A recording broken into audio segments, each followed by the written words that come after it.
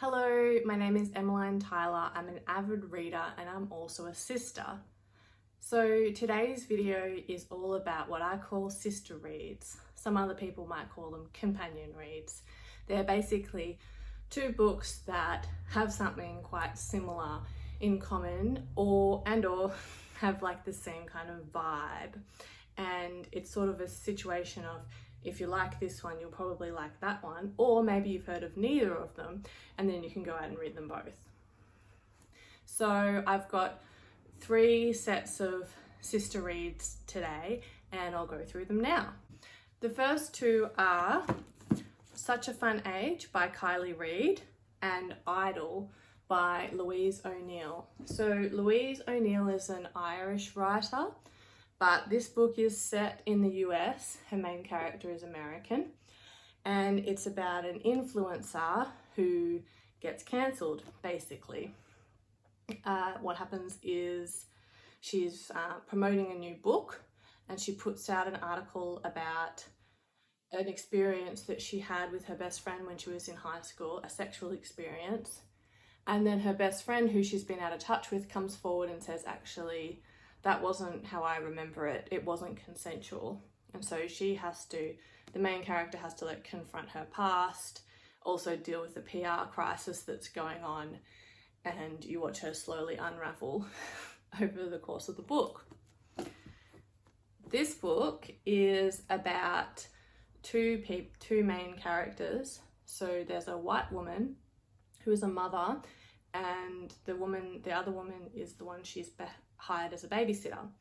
And one night the babysitter is with the 3-year-old, or maybe 2-year-old at the time, and gets accused of abducting the child or something like that. Like, people don't believe that she's the babysitter.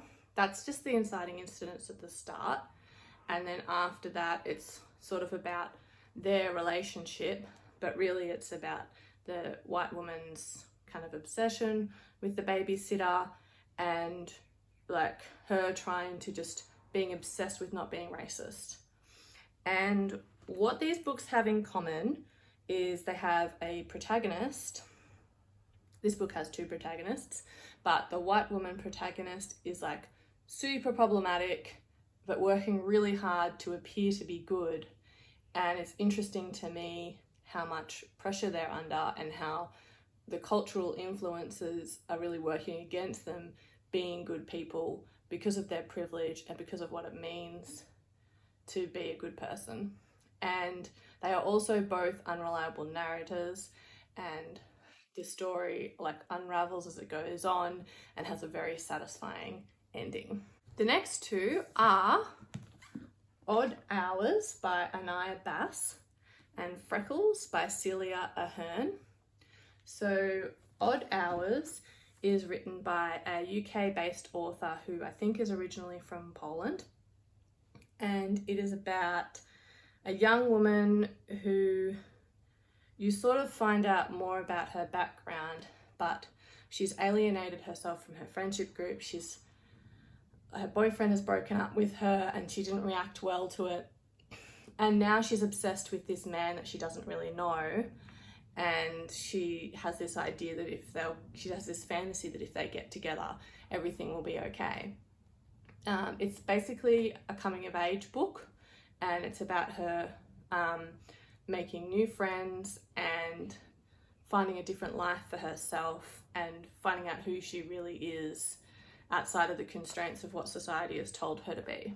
This book, Freckles by Cecilia Ahern, is about a woman probably about the same age as the character in Odd Hours, so in her 20s, this is a Irish novelist and it's set in Ireland, and she's moved to Dublin from a rural area to try and find someone, but we don't know who it is for a long time.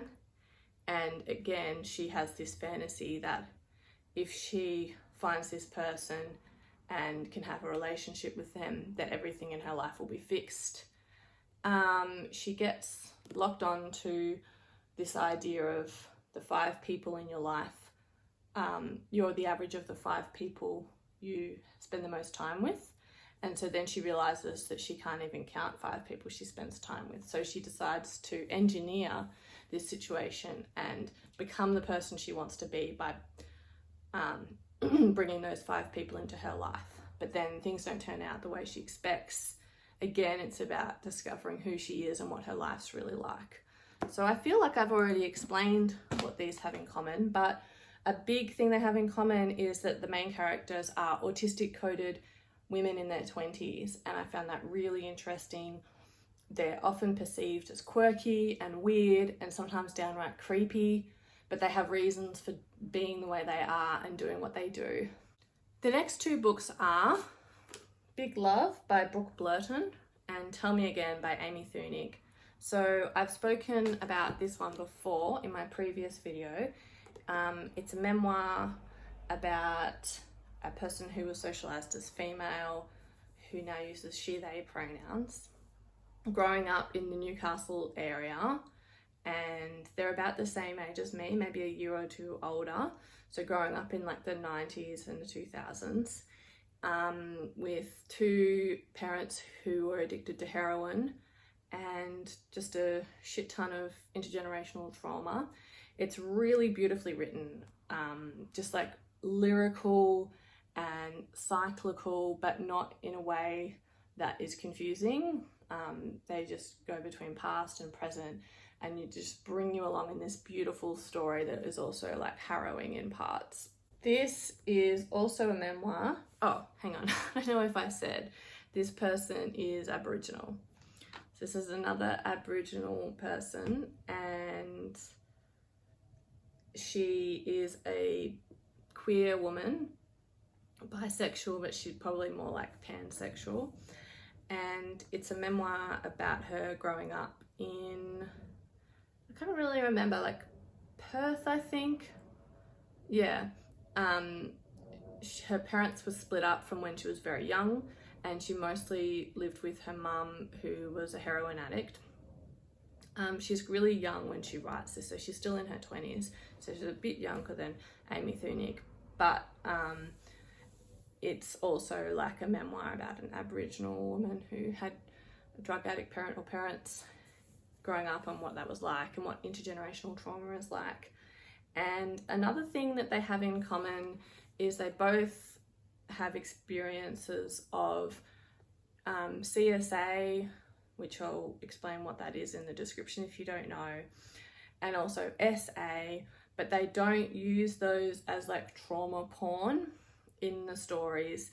They're not interested in getting into details because they're like out of respect for themselves, and I just, the way they both have the same approach in that way, and I really appreciated it. Just, I thought that it was very respectful of themselves as well as of the reader, but it's not about trying to make it an easier read. This one was much more pop culture kind of written. So she is, as well as being a social worker, she's been on The Bachelor and The Bachelorette, and she just had a more like casual way of writing, whereas this one is very literary and lyrical. Yes, but I love them both. So that's all. Thanks so much for watching, and comment below if you've read any of these, if this video has inspired you to read any of them. I'd love to hear from you, and subscribe if you'd love to hear from me again. Thank you so much. Bye.